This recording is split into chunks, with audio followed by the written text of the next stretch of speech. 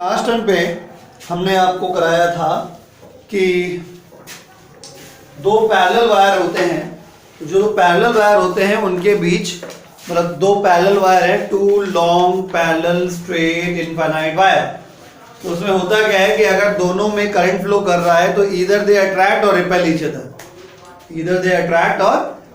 Each other, तो उसमें भी हमने तरीका बता दिया था। अगर सेम डायरेक्शन है तो अट्रैक्शन और अपोजिट डायरेक्शन है तो रिपल्शन, नाच नहीं रहे, ठीक है। सेम डायरेक्शन ऑफ करंट अगर बोथ वायर्स में है तो वायर अट्रैक्ट करते हैं, ठीक है, और अगर अपोजिट डायरेक्शन में करंट है तो फिर वो रिपेल करते हैं। आई बात समझ में? इतना हमने आपको प्रॉपर एक्सप्लेनेशन लास्ट टर्न पे लास्ट लेक्चर में दे दिया था, ठीक है। तो अब हम लोग आगे की तैयारी करें कि अब वो जो फोर्स लग रहा है अट्रैक्शन या रिपल्शन, तो कितना लग रहा है उसका एस्टिमेशन करना है। तो अपने पास हेडिंग है derivation for the expression of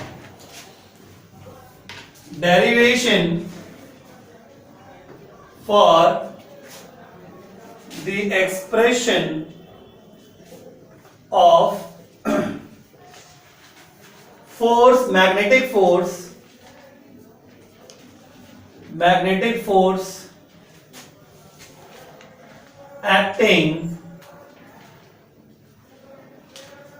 between two long parallel straight current carrying wires.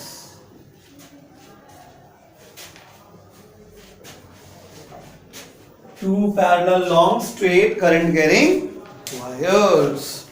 समझ गए?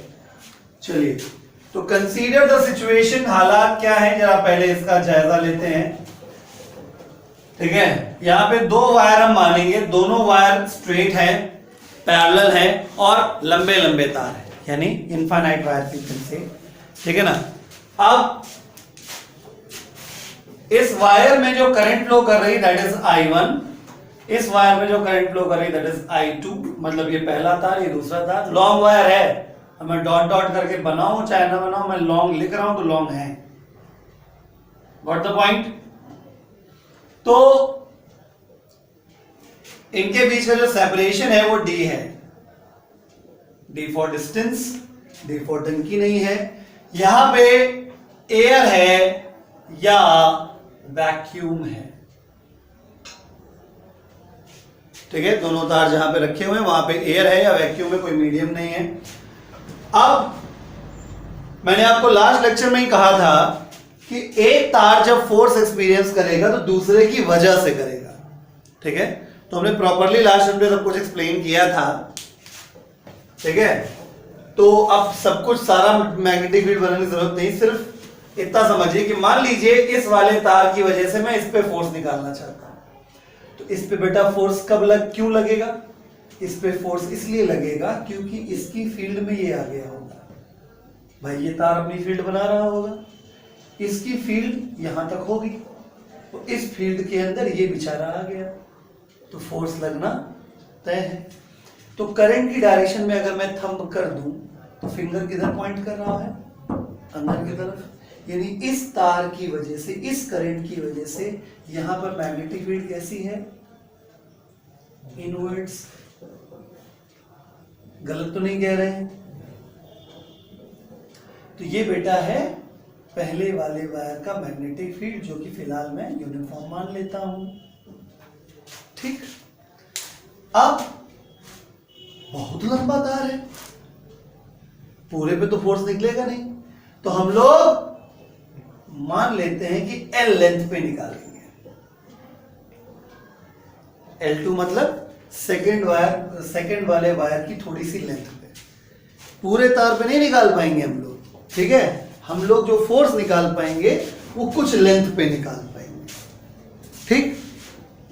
ओके, तो इतनी लेंथ पे यानी इतने तार पे हमें फोर्स निकालना है, ठीक है। मैग्नेटिक फील्ड क्यों फोर्स लगेगा, क्योंकि इस तार ने मैग्नेटिक फील्ड जो पैदा करी है वो ये है, और इस मैग्नेटिक फील्ड के लपेटे में करंट आ गई, और जब भी कोई current carrying wire magnetic field के अंदर आता है तो उसके ऊपर क्या लगेगा, फोर्स। ठीक, शुरू करें। तो हम जानते हैं, वी नो दैट, क्या जानते हैं कि जो फोर्स एक्सपीरियंस होगा सेकंड वाले वायर पे, उसका फॉर्मूला हो जाएगा I B L sine theta, right. जब कोई करंट कैरिंग वायर किसी मैग्नेटिक फील्ड में होता है तो फोर्स कितना लगता है, I B L sine theta. सुनिएगा, फोर्स सेकंड वाले वायर पर तो करंट भी सेकंड वाले वायर की, लेंथ भी सेकंड वाले वायर की, लेकिन फोर्स लग किसकी वजह से रहा है, पहले वाले की मैग्नेटिक फील्ड यानी 212। ठीक है, जिसको लॉजिक ना पता हो या जिसको जल्दबाजी में सारा काम करना हो वो 212 याद कर ले। ठीक है, यानी सेकंड वाले वायर पे फोर्स लग रहा है, तो जिस वायर पे फोर्स निकालना है बेटा उसी वायर का करंट होना चाहिए। ठीक है, उसी वायर की लेंथ होनी चाहिए। ठीक है, और जिस मैग्नेटिक फील्ड की वजह से फोर्स लग रहा है वो वाली फील्ड होनी चाहिए। थीटा क्या होता है, करंट और मैग्नेटिक फील्ड के बीच का एंगल। ये अंदर की तरफ है क्या, मैग्नेटिक फील्ड, और करंट किधर है, ऊपर तरफ। गलत तो नहीं कह रहे, अंदर की तरफ मैग्नेटिक फील्ड ये लग रहा है, ठीक है, ऊपर की तरफ का हो गया करंट, एंगल कितना हुआ, राइट। ये मैग्नेटिक फील्ड था, और ये ऊपर वाला मार्कर क्या है, करंट की डायरेक्शन है, तो करंट और मैग्नेटिक फील्ड के बीच का एंगल क्या हो गया, राइट। तो थीटा की वैल्यू कितनी क्लियर हो गई यहाँ पे, बस कैलकुलेशन करिए, हो गया डेरिवेशन। सेकंड वाले वायर पे फोर्स अपॉन सेकंड वाले वायर की लेंथ, लेंथ इधर कर लिया क्योंकि हम लोग force per unit length calculate कर लेंगे, है ना। वही मतलब 1 किलो प्याज कितने रुपए का है, 50 रुपए का है। ठीक है, 20 किलो चाहिए तो 20 × 50 हो जाता है, राइट। वही चीज हम यहां करने जा रहे हैं, क्या कि फोर्स पर यूनिट लेंथ यानी 1 मीटर वायर पे कितना फोर्स लगेगा वो निकल आएगा। तो फिर हमसे कह दिया 50 मीटर का निकालो, तो उससे कुछ 50 से मल्टीप्लाई कर देंगे, समझे। तो I2 B1 और sin 90 की वैल्यू B1 पहले वाले तार का करंट, मैग्नेटिक फील्ड। ठीक है, पहला वाला तार इनफाइनाइट वायर, इनफाइनाइट वायर की वजह से जो मैग्नेटिक फील्ड का फॉर्मूला होता है वो होता है μ0/4 पाई I/A, यानी यहां पे D है फिलहाल, इंटू 2। याद आया कुछ, बायोसेवर्ट लॉ में पढ़ाया था, अगर इनफाइनाइट वायर की वजह से मैग्नेटिक फील्ड लिखनी हो तो दोनों एंड इनफाइनाइट पे होते हैं तो 2 से मल्टीप्लाई होता है। बस फॉर्मूले में क्या था, वहां पे केवल I था तो यहाँ पे I1 लिखेंगे। क्यों, क्योंकि भाई इस वाले वायर की मैग्नेटिक फील्ड है तो इसी का तो करंट लिखोगे, तो इस वाले वायर से यहां पे मैग्नेटिक फील्ड के बारे में लिखना, तो कितनी दूरी पे है, एक की जगह D। समझ में आ गया, तो इसमें आप पुटा देंगे तो F2/L2 बराबर क्या आ गया, I2 B1 की जगह हो गया μ0/4 पाई I1/D × 2। बस अल्टीमेटली हमारा फॉर्मूला F2/L2 बराबर μ0/4 पाई 2I1I2/D। मेरा पर्सनल सजेशन है कि कृपया आर्यभट्ट बनके 2 से 4 को डिवाइड करने की कोशिश ना करें, क्योंकि अल्टीमेटली आपको μ0/4 पाई की वैल्यू 10⁻⁻7 पता होती, रखनी वही पड़ेगी। ठीक है, तो अभी तुम उसको डिवाइड करके फॉर्मूला याद कर लोगे, न्यूमेरिकल लगाते वक्त 2 का ऊपर नीचे मल्टीप्लाई करते घूमोगे, क्या फायदा। आई बात समझ में, प्लीज कॉपी। तो अब हम लोग इस फॉर्मूले से ये जानेंगे कि 1 एम्पियर का डेफिनेशन क्या होता है। अगर दोबारा बता रहा हूं, अगर कभी भी आपसे definition of SI unit of electric current, that is 1 ampere का डेफिनेशन पूछा जाए तो मैं जो आप डेफिनेशन बताने जा रहा हूँ आप वो लिखेंगे। आप ये नहीं लिख सकते कि whenever a 1 coulomb charge flows through a conductor in 1 second then the current is said to be 1 ampere। ना, गलत है। आई बात समझ में? वो एक फॉर्मेलिटिकल डेफिनेशन है, ठीक है। तो देखिए यहाँ पे अगर हम 1 एम्पियर का डेफिनेशन, कोई नोट नहीं करेगा, अगर मैं 1 एम्पियर का डेफिनेशन बनाना चाहता हूँ तो सुनिए, अभी अभी हमने देखा जो फॉर्मूला है वो है फोर्स पर यूनिट लेंथ बराबर म्यू नॉट अपॉन 4 पाई 2 I1 I2 अपॉन डी है, राइट। अगर मैं यहां पर I1 का वैल्यू I2 का वैल्यू दोनों 1 एम्पियर ले लूं, समझना, डी का वैल्यू 1 मीटर ले लूं और म्यू नॉट है तो वैक्यूम तो है ही, तो क्या होगा, क्या होगा, फोर्स पर यूनिट लेंथ बराबर म्यू नॉट अपॉन 4 पाई की वैल्यू 10 टू द पावर -7, तो ये 2 × 1 × 1 अपॉन 1 कुल मिला के फोर्स पर यूनिट लेंथ कितना हो गया, 2 × 10 टू द पावर -7 न्यूटन पर मीटर। अर्थात अगर कोई दो लंबे लंबे सीधे सीधे पैरेलल वायर्स हैं, ध्यान सुनिएगा, अगर दो लंबे लंबे पैरेलल सीधे सीधे वायर्स हैं, कहां हैं, वैक्यूम में हैं, और अगर वो एक दूसरे के ऊपर 2 × 10 टू द पावर -7 न्यूटन पर मीटर फोर्स एक्सर्ट कर रहे हैं, तो और एक चीज, और उनके बीच का गैप भी 1 मीटर है, तो इसका मतलब दोनों वायर में जो करंट फ्लो कर रही है वो 1 एम्पियर ईच है। थोड़ा लंबा डेफिनेशन है, ठीक है। अगर हमारे पास दो लंबे लंबे पैरेलल स्ट्रेट वायर्स हैं जो कि वैक्यूम में रखे हैं और उनके बीच का गैप 1 मीटर है और वो एक दूसरे के ऊपर 2 × 10 टू द पावर -7 न्यूटन पर मीटर मैग्नेटिक फोर्स लगा रहे हैं, तो इसका मतलब उन दोनों वायर में जो करंट फ्लो हो रही है वो 1 एम्पियर करंट फ्लो हो रही है। समझ गए? क्लियर? तो हेडिंग डाल दीजिए, definition of SI unit of electric current. Definition of SI unit of electric current।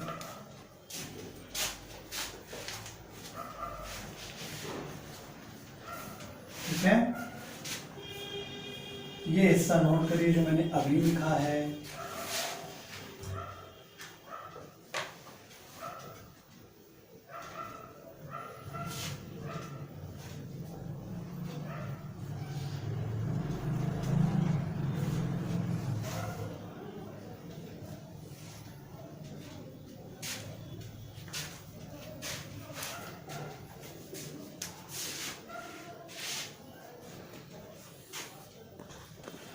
तो अब लिखिए, मैं डेफिनेशन बोल देता हूं, लिखिए 1 ampere is that value of electric current, 1 ampere is that value of steady current, 1 ampere is that value of steady current, STEADY, steady current, which on flowing in each of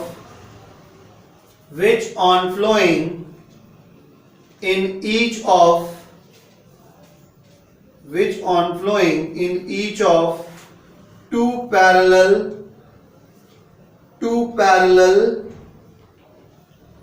infinitely long conductors of negligible cross section of negligible cross section placed in vacuum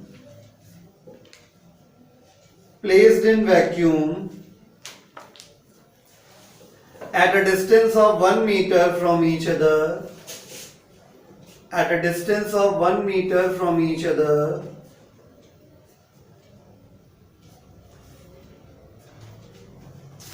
comma, produces between them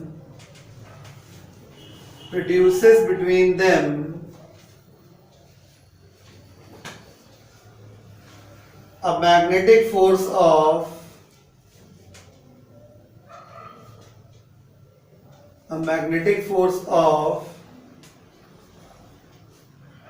2 into 10 to the power minus 7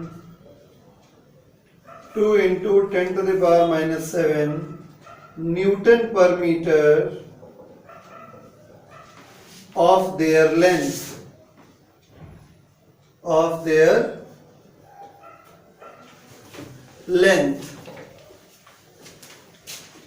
Okay?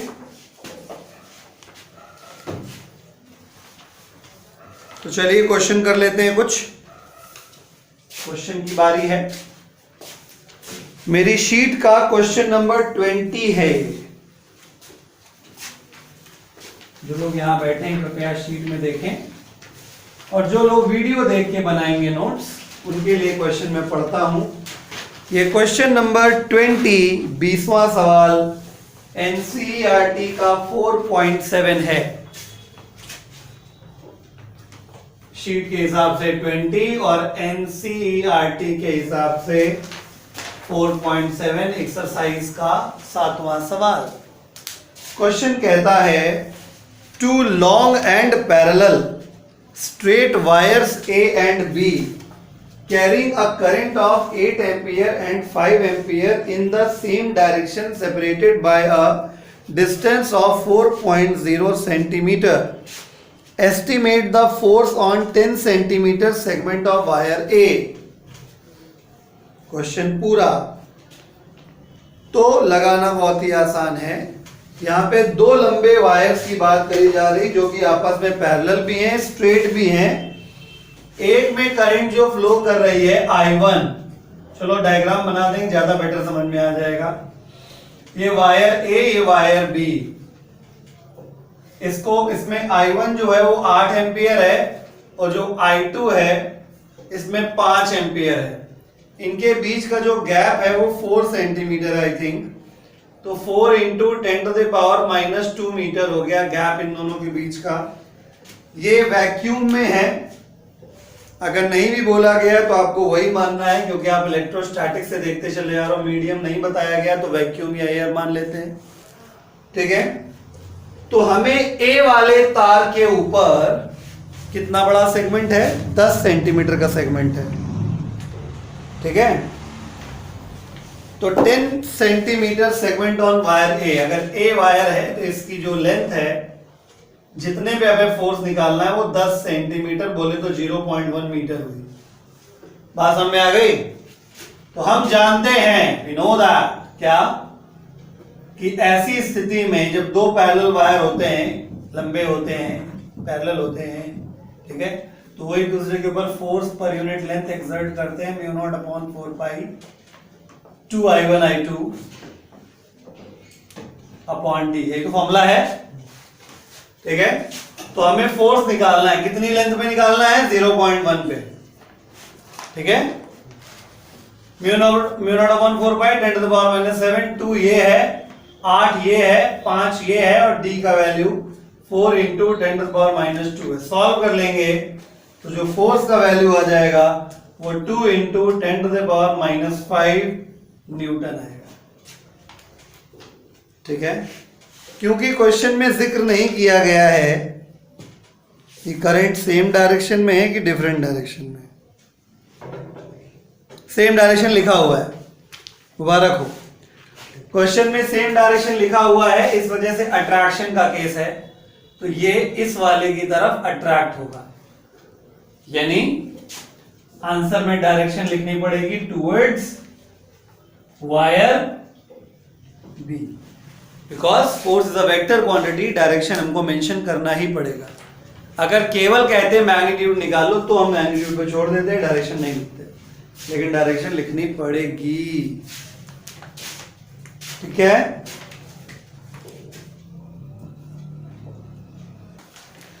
चलिए heading लिखिए, behaviour of a current carrying loop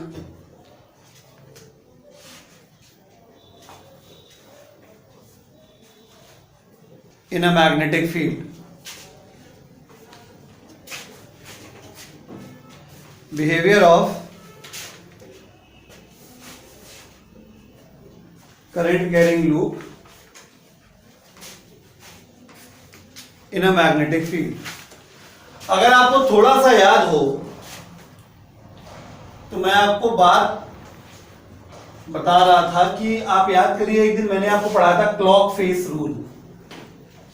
याद है कि जो current carrying wire होता है, sorry current carrying coil जो होता है, उसको एक तरफ से देखने पे करंट क्लॉकवाइज लगती है, तो एक तरफ से देखने में करंट एंटी क्लॉकवाइज लगती है। याद है कि नहीं याद है?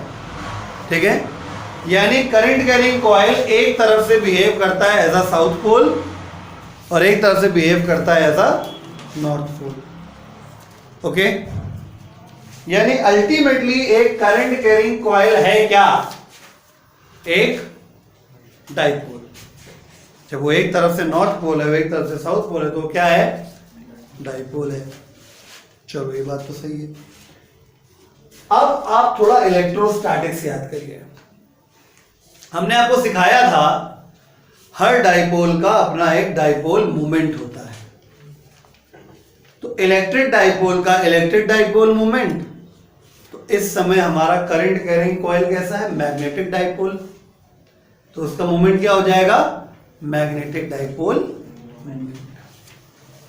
आई बात समझ में?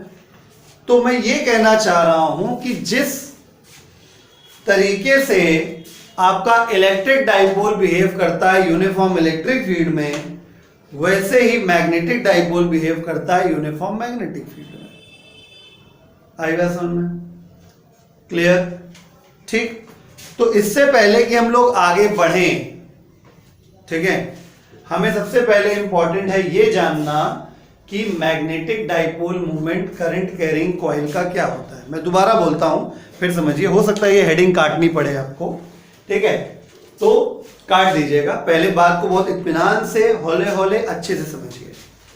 मैं दोबारा से एक बार फिर से रीड्रॉ करता हूं सब कुछ, ध्यान से देखिए।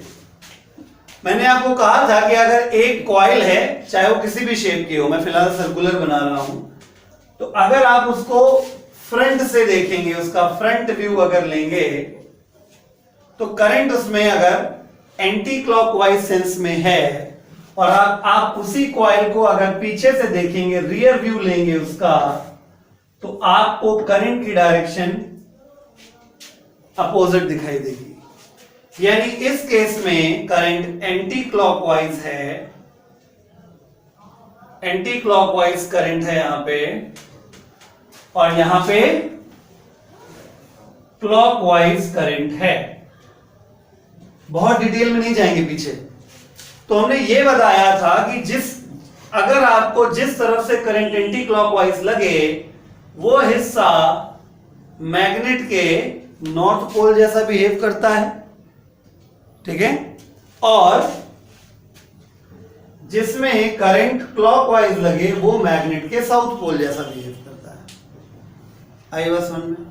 यानी कुल मिला के करंट कैरिंग कॉइल आगे से नॉर्थ पोल, पीछे से साउथ पोल, या आगे से साउथ पोल, पीछे से नॉर्थ पोल, डिपेंड करेगा कि करंट कैसा दिखाई दे रहा है दोनों साइड में। यानी कि करंट कैरिंग कॉइल कुल मिला के एक डाइपोल है, नॉर्थ पोल साउथ पोल, दो पोल, वी कैन से डाइपोल, है ना? तो यानी कि एक करंट कैरिंग कॉइल एक मैग्नेटिक डाइपोल होता है, और हर डाइपोल का अपना खुद का एक क्या होता है? डाइपोल मूवमेंट होता है, ठीक है। तो आप हेडिंग डालेंगे, ये वाली हेडिंग काट दीजिए, हेडिंग डालिए,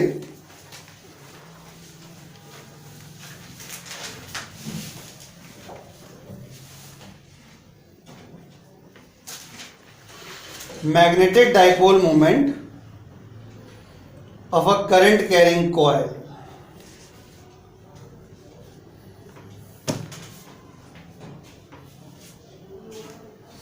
magnetic dipole moment of a current carrying coil.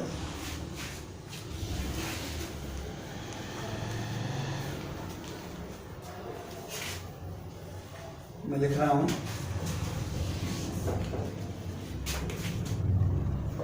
Magnetic dipole moment, magnetic dipole moment of a current carrying coil, current carrying coil is given by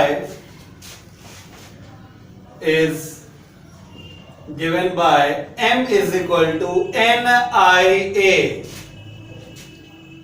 n मतलब करंट, I मतलब n मतलब number of turns, I मतलब current और A मतलब area. आपको याद होना चाहिए इलेक्ट्रिक डाइपोल मोमेंट भी वेक्टर क्वांटिटी था, तो मैग्नेटिक डाइपोल मोमेंट भी वेक्टर क्वांटिटी होगा।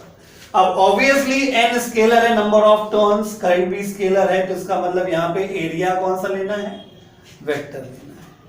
आई बात समझ में? तो पहली बात बहुत ध्यान से समझिए, मैं फिर से कह रहा हूं कि हर करंट कैरिंग कॉइल एक प्रकार से एक मैग्नेटिक डाइपोल होता है। हर डाइपोल का अपना खुद का एक डाइपोल मोमेंट होता है, ठीक है। तो यहां पे डाइपोल मोमेंट जो होगा वो m बराबर निया, नॉट धनिया, इट इज निया। तो इसको वेक्टर फॉर्म में मैंने इसलिए लिखा है ताकि आपको ये पता चल सके कि वही डायरेक्शन होगा m का जो किसका होगा, एरिया वेक्टर का होगा, राइट। यूनिट भी पता चल जाएगा। यूनिट क्या है, n का कोई यूनिट होता नहीं है, I का होता है एम्पियर और एरिया का होता है मीटर स्क्वायर। तो एम्पियर मीटर स्क्वायर या जूल पर टेस्ला, ठीक है, जूल पर टेस्ला होता है SI यूनिट, किसका, मैग्नेटिक डाइपोल मोमेंट। समझ गए? इन स्केलर फॉर्म, अगर मैं स्केलर फॉर्म की बात करूं, इन स्केलर फॉर्म, तो m बराबर सीधे सीधे NIA लिखा जाएगा। मैं बहुत क्लियर बात कर रहा हूं, मैंने कॉइल लिखा है, मैंने सर्कुलर कॉइल नहीं लिखा, ठीक है। मतलब ये जो फॉर्मूला है वो किसी भी शेप और किसी भी साइज की कॉइल के लिए वैलिड है। बात समझ गए? ये फॉर्मूला m बराबर NIA, अगर कॉइल सपोज सर्कुलर नहीं है, स्क्वायर शेप में है, रेक्टेंगुलर शेप में है, सोलेनॉइडल शेप में है, हर जगह काम करेगा। आई बात समझ में? अब सवाल उठता है डायरेक्शन का जुगाड़ कैसे होगा।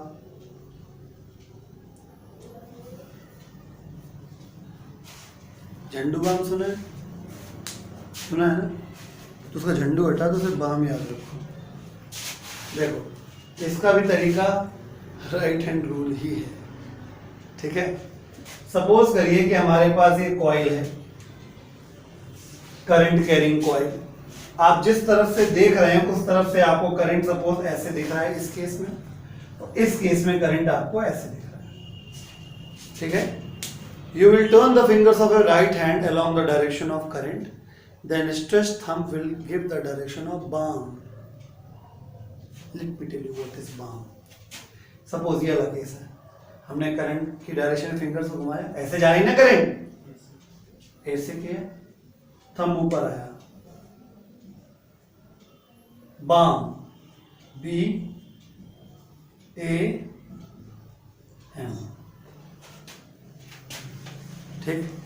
बी निकालना तो हम पहले ही बता चुके थे, आपके दिमाग में स्ट्राइक कर जाना चाहिए था अभी तक, ठीक है, कि हम जब करंट की डायरेक्शन में राइट हैंड की फिंगर से घुमाएंगे और थंब जो होगा, स्ट्रेच थंब, वो मैग्नेटिक फील्ड की डायरेक्शन बताता है, ठीक है। यही डायरेक्शन एरिया वेक्टर की भी हो जाएगी और यही डायरेक्शन मैग्नेटिक डाइपोल मोमेंट की होगी। क्यों? क्योंकि फॉर्मूले में साफ साफ दिखाई दे रहा है, जो डायरेक्शन ए का होगा वही डायरेक्शन, इसका काम क्या है, झंडू बाम, बाम तो झंडू बाम। मतलब इस केस में जो डायरेक्शन आएगी वो नीचे की तरफ आ जाएगी, बी ए यम। समझ गए? Copy please. हम लोग क्वेश्चन नंबर 57 करेंगे मेरी शीट के हिसाब से। एनसीईआरटी के हिसाब से ये 5.5 हुआ। जो लोग वीडियो देख के नोट्स बनाएंगे उनके लिए मैं सवाल पढ़ता हूं। A closely wound solenoid of 800 turns and R of cross section 2.5 into 10 to the power minus 4 meters square carries a current of 30 ampere. 30 ampere or 3 ampere? 3 ampere. 3 ampere. Explain in what sense does the solenoid act like a bar magnet? What is its associated dipole moment? तो question जब आप magnetic movement या magnetic dipole movement बातें की है, ठीक है। अच्छा, तो पहली चीज ये है कि इसमें दो सवाल पूछे गए कि किस प्रकार से, in what sense does the solenoid act like a bar magnet. तो पहले मैं एक्सप्लेन कर देता हूं कि सोलेनॉइड किस प्रकार से एक बार मैग्नेट की तरह बिहेव करता है। बाय द वे मैं पढ़ा चुका हूं कि जब एक सोलेनॉइड में एम्पियर सर्किटल लॉ पढ़ाया था, जब एक सोलेनॉइड में करंट फ्लो करती है ठीक है, सपोज करंट ऐसे फ्लो कर रही है तो एक तरफ से ये करंट कैसे लगेगी, एंटी क्लॉकवाइज सेंस में। अगर इधर से देखेंगे तो कैसे लगेगी, एंटी क्लॉकवाइज सेंस में। एंटी क्लॉकवाइज सेंस मतलब ये वाला हिस्सा कैसा होगा, नॉर्थ पोल। तो इधर से आप झांक के देखेंगे तो करंट आपको दिखेगी क्या, कि करंट आगे से होके आ रही है, पीछे से ऐसे जा रही है। तो आपके हिसाब से कैसा सेंस हुआ, क्लॉकवाइज। तो क्लॉकवाइज मतलब साउथ पोल हो गया, ठीक है। यानी करंट कैरिंग सोलेनॉइड का एक हिस्सा नॉर्थ पोल की तरह और एक हिस्सा साउथ पोल की तरह बिहेव करता है। तो हम कह सकते हैं कि current carrying coil is equivalent to a bar magnet like this. ठीक, ये समझने वाली बात है, लिखने वाली कोई बात नहीं है। ओके, हम बाय द वे पहले भी डिस्कस कर चुके थे, लेकिन फिर भी मेरा मन आया तो मैंने बता दिया। सवाल जो मेन है वो ये है कि इसका डाइपोल मोमेंट निकालना है। तो सवाल ये है कि क्या M बराबर NIA लग जाएगा? तो जवाब है हाँ। मैंने आपको भी थोड़ी देर पहले ही बोला था कि M बराबर NIA किसी भी तरीके की कॉइल में लग जाता है, चाहे वो कॉइल सर्कुलर हो, स्क्वायर हो, रेक्टेंगुलर कॉइल हो, सोलेनॉइडल कॉइल हो, कैसी भी कॉइल हो। हमेशा मैग्नेटिक डाइपोल मोमेंट अगर आपको निकालना है तो M बराबर NIA बड़े ही प्रेम से आप लगा सकते हैं। तो क्या क्या दिया है डेटा, 800 टर्न है, number of turns 800, cross sectional area 2.5 into 10 to the power minus 4 meter square, current the value 3.0 ampere। तो मैग्नेटिक डाइपोल मोमेंट निकालना है। ओके, तो फॉर्मूला M बराबर निया, इसलिए M बराबर N800, I3, area 2.5 into 10 to the power minus 4, ठीक है।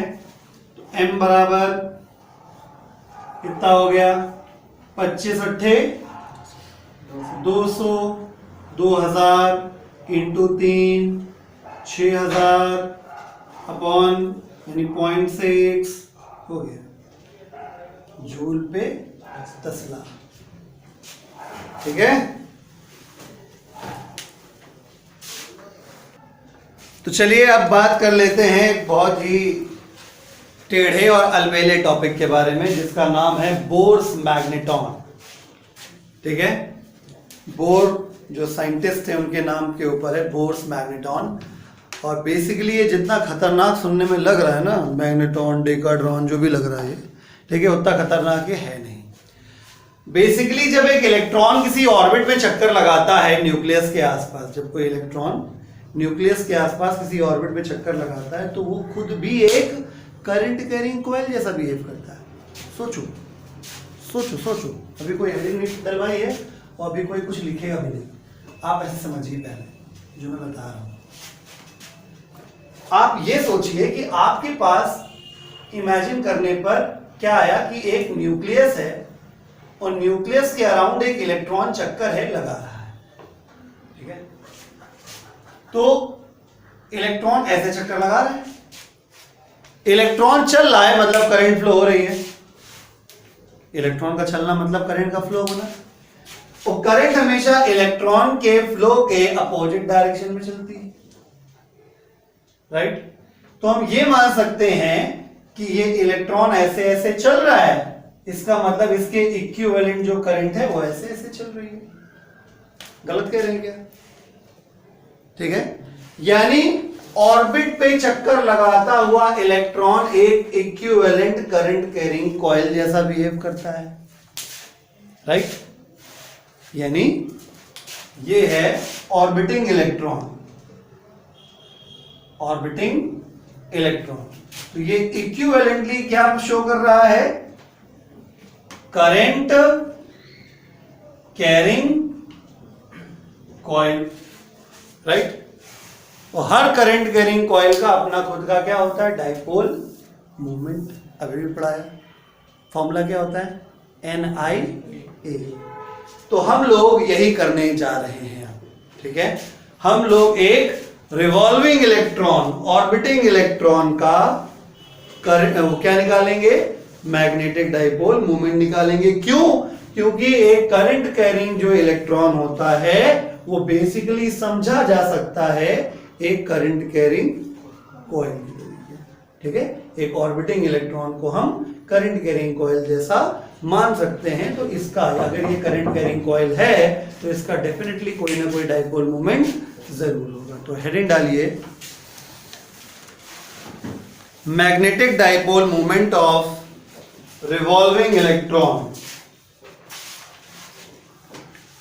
Magnetic dipole movement of revolving electron.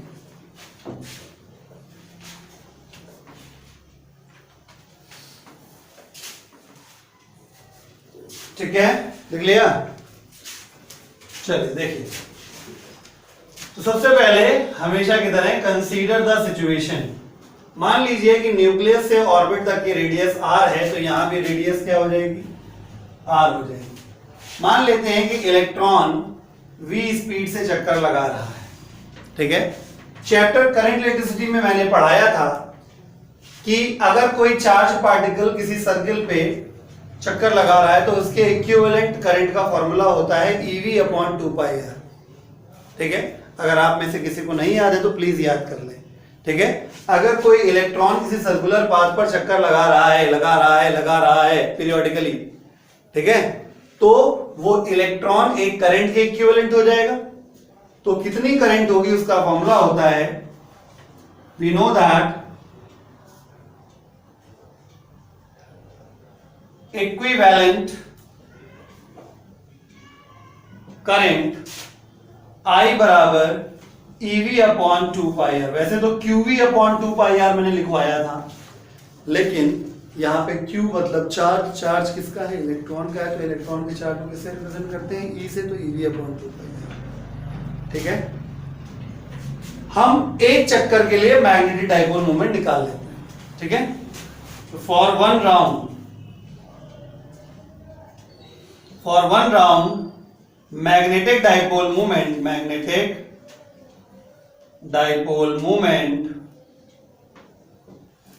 m बराबर I इंटू a हो जाएगा, सिर्फ n गायब हो जाएगा। क्यों? क्योंकि n की वैल्यू क्या हो गई? 1।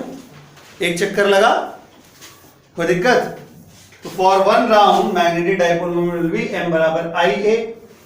फर्स्ट इक्वेशन से वैल्यू रख दें, फ्रॉम फर्स्ट इक्वेशन। या फर्स्ट इक्वेशन से वैल्यू रखेंगे तो क्या हो जाएगा? m बराबर I की जगह EV/2πr,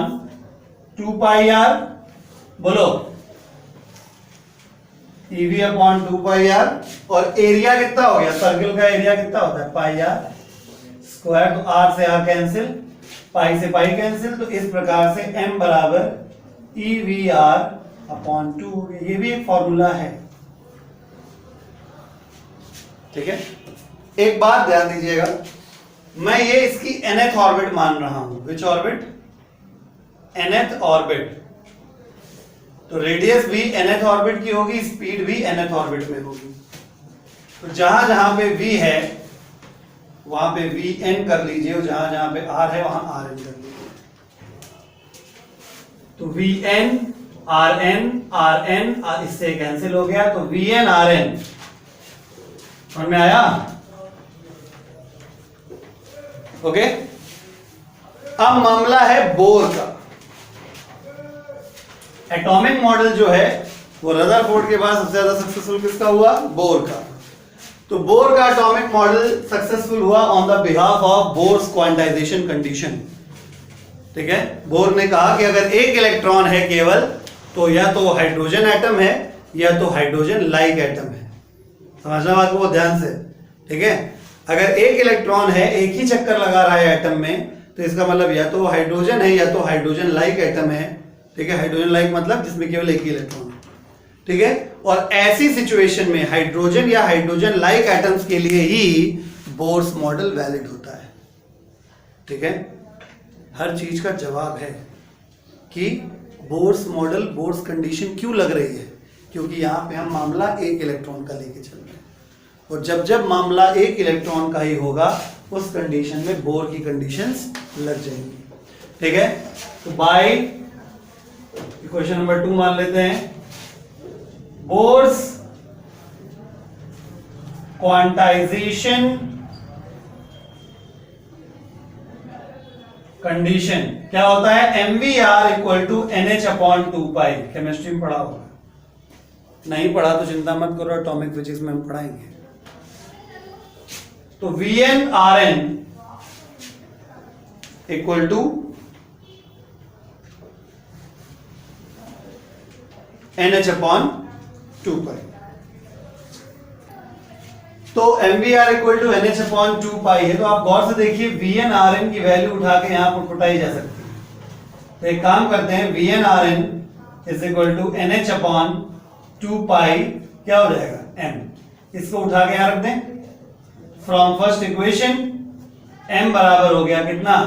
E अपॉन 2, और बाकी Vn Rn की जगह NH अपॉन 2 m। तो मैग्नेटिक डाइपोल मूवमेंट हो गया, है ना, NHE upon 4 m, right? Okay, NHE upon 4 m। m mass of electron है, अंडरस्टूड रखिएगा, ठीक है।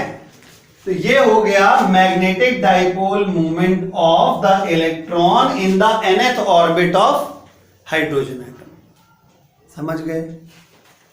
ये है magnetic dipole movement of electron in the nth orbit of hydrogen atom। ठीक, अब ध्यान से सुनिएगा, एक और मतलब की चीज है जिसको जो बोल के आपको डराया जाएगा। अगर हम ये किस ऑर्बिट में है? nth ऑर्बिट में। अगर ये चीज हम पहली ऑर्बिट के लिए कैलकुलेट कर दें, नहीं समझे? इतना समझ में आ गया सब कुछ? ये जो इलेक्ट्रॉन nth ऑर्बिट पे चक्कर लगा रहा था, ये उसका मैग्नेटिक डाइपोल मूवमेंट आ गया। अब हम अगर इसी मैग्नेटिक डाइपोल मूवमेंट को कैलकुलेट कर दें किस ऑर्बिट के लिए? फर्स्ट ऑर्बिट के लिए, तो बस इसी का नाम पड़ जाता है क्या? Bourse magneton. बस इतनी सी बात है, ठीक है। यानी कि अगर हमसे कोई कहे कि बोर्स मैग्नेटॉन क्या होता है, तो हम कहेंगे the magnetic dipole moment of revolving electron in the first orbit of, यहां लिख रहे हैं, hydrogen atom is called Bohr's magneton. Bohr's magneton. तो अब अकॉर्डिंग टू डेफिनेशन, अगर हम कहें according to definition, Bohr's magneton को माय डियर म्यू से रिप्रेजेंट करते हैं, बात ध्यान रखिएगा, म्यू एल से, ठीक है, बोर्स मैग्नेटॉन म्यू एल। तो डेफिनेशन के अकॉर्डिंग ये एम म्यू एल हो जाएगा अगर मैं एन की प्लेस पे क्या रख दूं, 1, फर्स्ट ऑर्बिट मतलब n इक्वल टू 1। बाकी h प्लैंक्स कांस्टेंट है, इसकी वैल्यू सबको पता होती है, e की वैल्यू पता होती है, 4 पता है, पाई पता है, m मास ऑफ इलेक्ट्रॉन है, ठीक है। सब कुछ जब पता है, जब आप सॉल्व करेंगे इसको, तो इसकी जो वैल्यू आती है बोर्स मैग्नेटॉन की 9.27 इंटू 10 टू द पावर -24, क्योंकि है मैग्नेटिक डाइपोल मोमेंट ही, तो इसका यूनिट वही होगा, क्या, जूल पर टेस्ला या एम्पियर मीटर स्क्वायर। बात समझ में आ गई। तो बोर्स मैग्नेटॉन का एक्सप्रेशन अगर पूछें ऑब्जेक्टिव में तो ये है, वैल्यू पूछें तो ये है, और बोर्स मैग्नेटॉन कोई खतरनाक चीज नहीं है, ठीक है। Simple magnetic dipole moment of the electron in the first orbit of hydrogen atom is bourse magneton, ठीक है। Thank you.